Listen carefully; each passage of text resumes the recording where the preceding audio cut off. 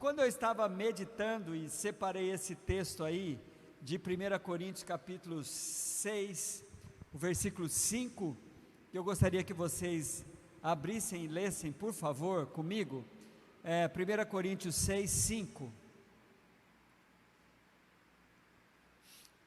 Digo isso para envergonhá-los. Acaso não há entre vocês alguém suficiente sábio para julgar uma causa entre irmãos? Queridos, eu quero desafiar você a conhecer a igreja de Coríntios. Primeira carta da igreja de Coríntios é a igreja que nos ajuda a ser crente. Porque pensa numa igreja complicada que tinha de tudo ali dentro. E esse texto foi colocado aqui exatamente porque eu estava vendo algumas contendas, principalmente na área comercial entre irmãos, dentro da igreja de Coríntios, e eles procuravam resolver isso na justiça, colocava o irmão no pau, essa é a ideia. E Paulo achou que isso não estava pegando bem, e ele então faz uma pergunta: por acaso vocês não conseguem resolver? Não tem gente madura dentro da igreja para resolver essas tretas? Este é o ideal de Deus. E eu quero compartilhar com vocês, em cima desse ditado, essa questão da roupa suja. O Evangelho já previa que haveria de ter sujeira no nosso meio. A igreja não ia ser uma igreja, como diria o sábio, né? Uma igreja poliandra, assim, sem nenhum defeito. O próprio Cristo começou a nos ensinar, em Mateus capítulo 18, como resolver os nossos problemas. Se você abrir a sua Bíblia em Mateus capítulo 18, no versículo 15, Cristo então coloca lá a possibilidade do irmão ter feito alguma coisa errada contra você. A Bíblia então diz: se o seu irmão pecar contra você, vá e a sós com ele. Olha só, Jesus já tinha na mente que roupa suja tinha que se lavar em casa mesmo. Então, se tem alguma treta entre você e o seu irmão, vai conversar com ele, e a sós, com o objetivo de ganhar o seu irmão. É interessante que Jesus então deixa bem claro isso, para que, se o seu irmão pecar contra você, vá e a sós com ele, mostre-lhe o erro, e se ele ouvir, você ganhou o seu irmão. Agora, irmãos, qual é o desafio que Jesus tem aqui? A nossa mente é uma mente assim: não, ele que fez alguma coisa contra mim, ele que me procura. Por que será que Jesus falou isso? Que se por acaso alguém fizer alguma coisa contra mim, eu tenho que ir lá falar com ele. Sabe por quê? Algumas vezes a pessoa não sabe o mal que ela fez, e se fez um mal para você não pecar, para você não murmurar, para você não vingar, o ideal é você ir compartilhar com o seu irmão. A gente acha isso muito difícil, mas a solução é aí. Sabe por quê? Roupa suja tem que lavar. O ideal é que seja em casa. A roupa não pode ficar suja. Roupa suja se lava em casa, mas o certo é que tem que lavar. Qual que é o jeito bíblico de lavar a roupa suja? Em casa, entre você e seu irmão. Jesus sabia, gente, que nós íamos ter problemas entre nós, a ponto de que, olha só que coisa interessante, eu sempre, quando li João capítulo 13, versículo 34, quando Jesus nos fala do novo mandamento, eu sempre achei que Jesus estava apenas só reforçando os dois mandamentos principais: amar a Deus sobre todas as coisas, mas o próximo como a ti mesmo. Mas não é. João 13, 34, Jesus está nos chamando a atenção para um jeito diferente que nós vamos ter que andar entre nós, como igreja. É um novo mandamento vos dou. Aquele mandamento geralzão de amar o próximo como a ti mesmo, está lá, mas dentro daquele tem um mais específico, que é amarmos uns aos outros. Então nós vamos ter a proposta mundana para resolver o lavar a roupa suja, o jeito que o mundo faz e o jeito que o mundo gosta, né, que é na base da treta, da conversa, do barraco, e tem o jeito bíblico de lavarmos as roupas sujas, principalmente porque elas sujam mesmo. O próprio Evangelho nos avisou com relação a isso. O apóstolo Paulo vai nos ensinar, por exemplo, em Efésios capítulo 4, o apóstolo Paulo vai nos dar um toque de como nós devemos estar tratando essas questões. Efésios capítulo 4, versículo 2 e 3, sejam completamente humildes e dóceis, sejam pacientes, suportando uns aos outros com amor, faça todo o esforço para conservar a unidade, o Espírito pelo vínculo da paz. Então a ideia é o seguinte, tem momentos que a gente tem que estar mesmo suportando um ao outro. Agora veja, gente, eu gostaria muito que vocês atentassem para todo o contexto do texto que eu pincelei. Volte lá de novo para 1 Coríntios capítulo 6, todo o contexto aí, a partir do versículo 1 até o versículo 8, está falando exatamente disso, do irmão que levou o irmão no tribunal. Agora, Paulo vai nos dizer assim, Paulo vai falar assim, olha, a partir do versículo, no versículo 7, ele diz assim, o fato de haver litígio entre vocês, já significa completa derrota.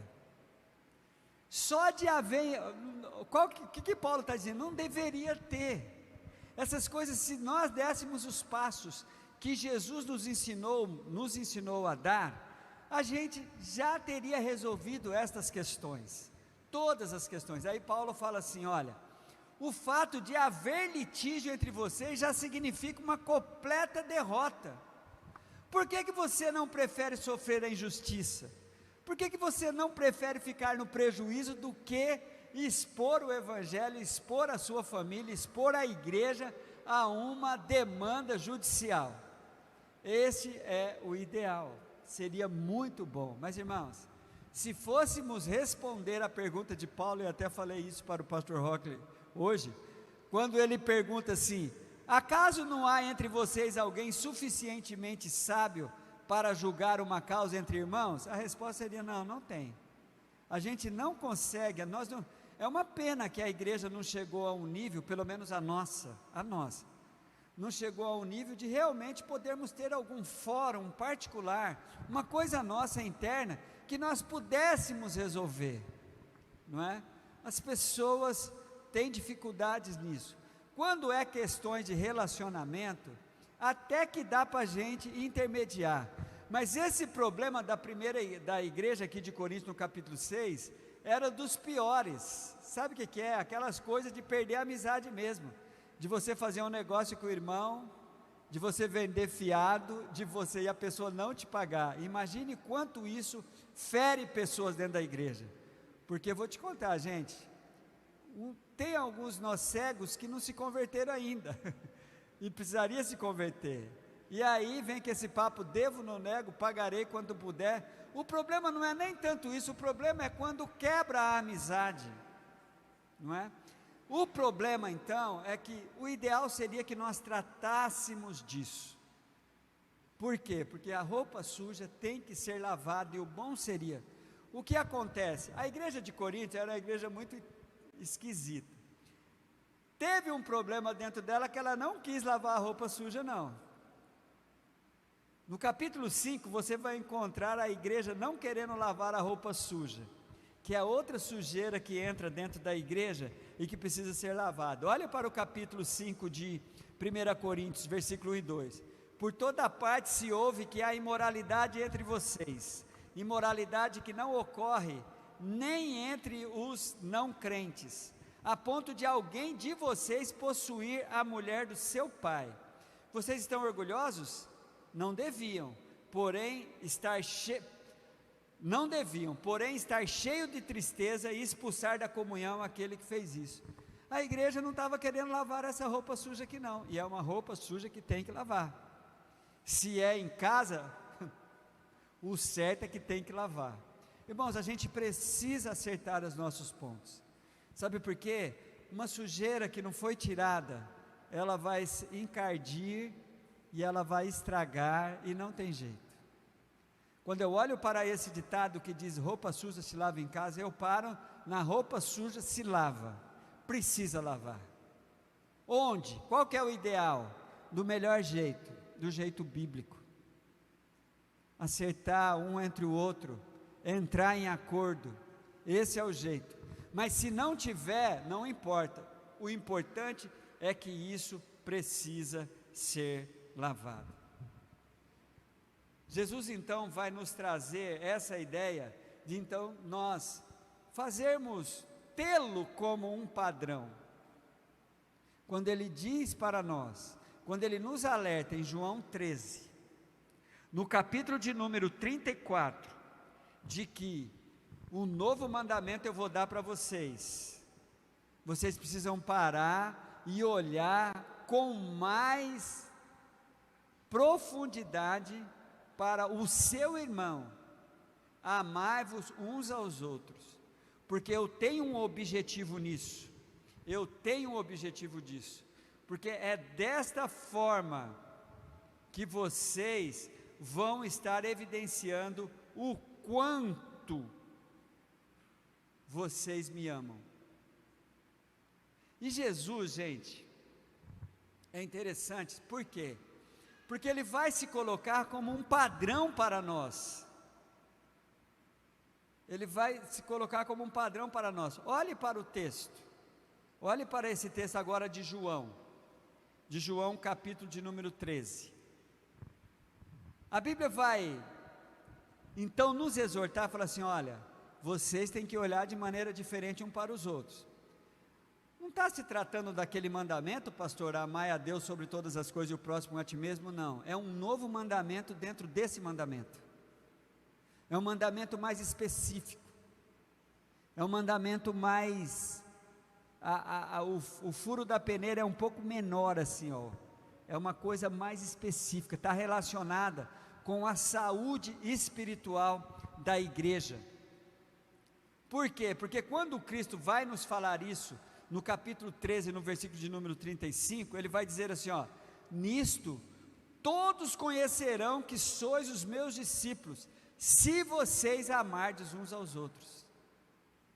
E Jesus vai repetir esse raciocínio, gente, em João 17, versículo 21, quando ele fala para sermos uns entre os outros, para sermos um como ele é um no Pai, para que o mundo creia.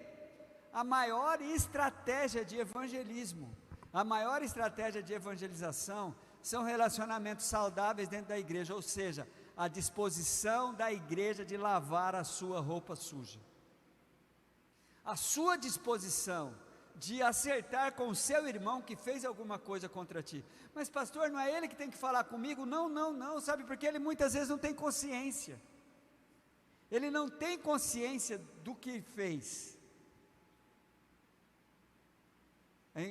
Tem um ditadozinho bobinho que tem assim, fala assim, ó, quem deve esquece, mas quem está para receber não esquece. Então você precisa ir lá lembrar o irmão, lembra aquela tretinha que ficou?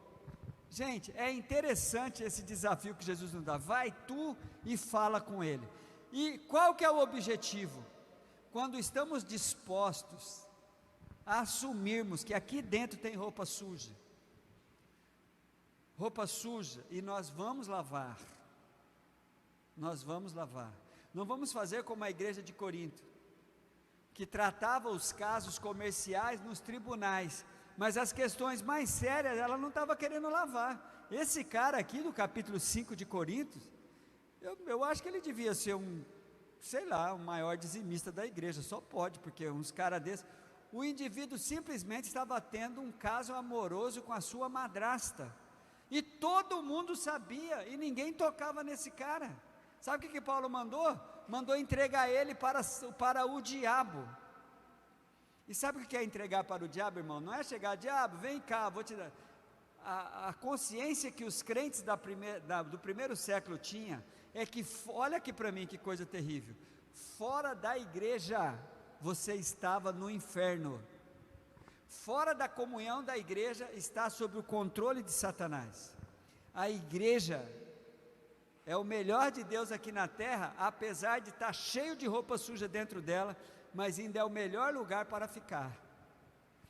Quando Paulo manda entregar aquele cara para Satanás, não é que Paulo ia fazer que nem eu fui convidado uma vez para, falou, vamos ali comigo entregar um cara para o diabo, eu falei, eu vou não, isso aconteceu, essas coisas só acontecem comigo, você acredita, Roque, lá em Bauru, o cara bateu palma na minha casa, um pastor falou assim, ó, eu estou precisando de alguém para ir ali entregar uns caras para o diabo,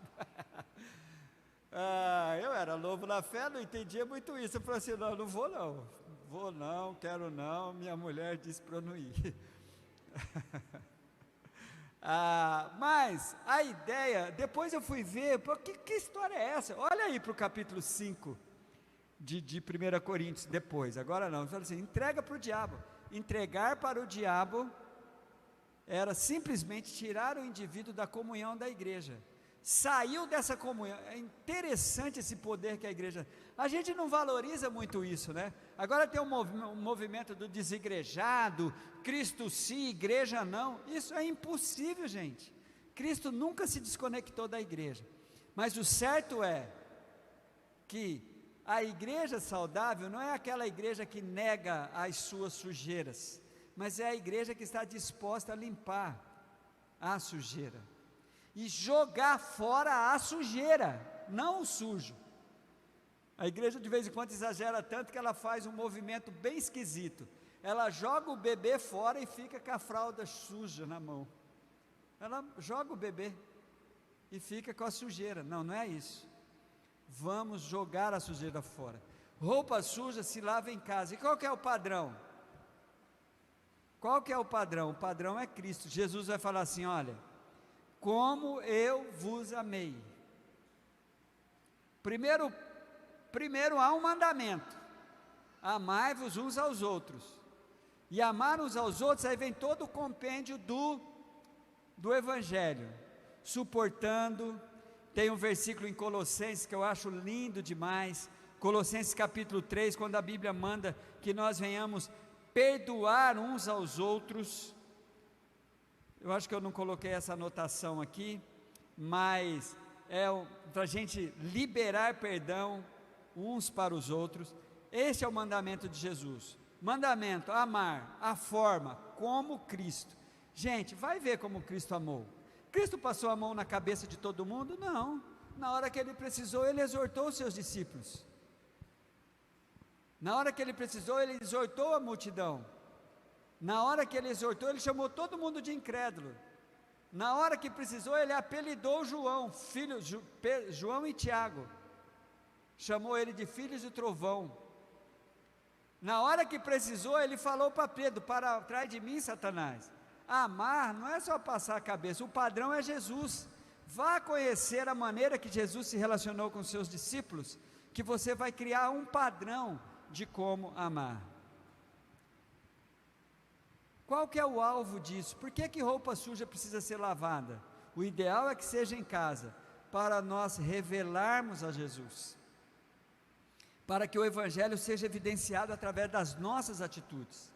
Quando falhamos, gente, quero concluir, quando falhamos neste cumprimento de amar, um novo mandamento vos dou, amai-vos uns aos outros, o que acontece? Há um acúmulo de sujeira no nosso meio, e o que provoca isso?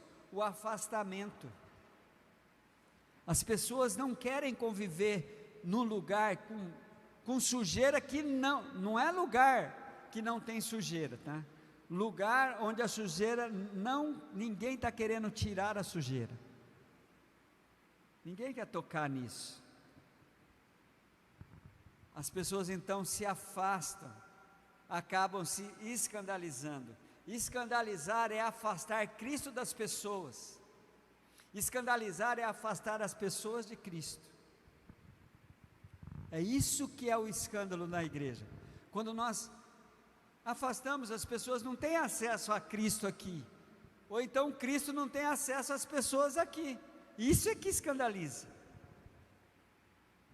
Gente, roupa suja se lava em casa. A minha orientação, tanto para mim quanto para todos, ao final dessa ministração, é que nós precisamos então pedir para Deus: Senhor, me ajude a lavar as roupas sujas do jeito certo. Nós não precisamos do padrão do mundo para resolver os nossos problemas, nós precisamos do padrão de Jesus. Se tem alguma coisa, se você tem alguma coisa, se alguém fez alguma coisa contra você, faz como Jesus falou, vai tu e fala com ele, vamos acertar isso. É interessante que não é a água, né, que a gente vai passar para lavar essa roupa, é o sangue de Jesus, purificador, é o mistério do Evangelho, né, o sangue que limpa. Já pensou? Só o Evangelho é essa doideira, o sangue que limpa. Vamos ficar em pé, queridos, vamos estar tomando posse desse direcionamento da Bíblia, né? Eu creio que você, tanto você que está aqui, quanto você que está em casa ou em qualquer outro momento, você precisa estar procurando esse padrão bíblico, né? Falou assim: não, eu preciso acertar as minhas diferenças, eu preciso tirar a sujeira dos meus relacionamentos, e eu vou fazer isso com quem é para fazer, não é com o vizinho, não é contando para todo mundo, não é reclamando para todo mundo. Roupa suja se lava em casa.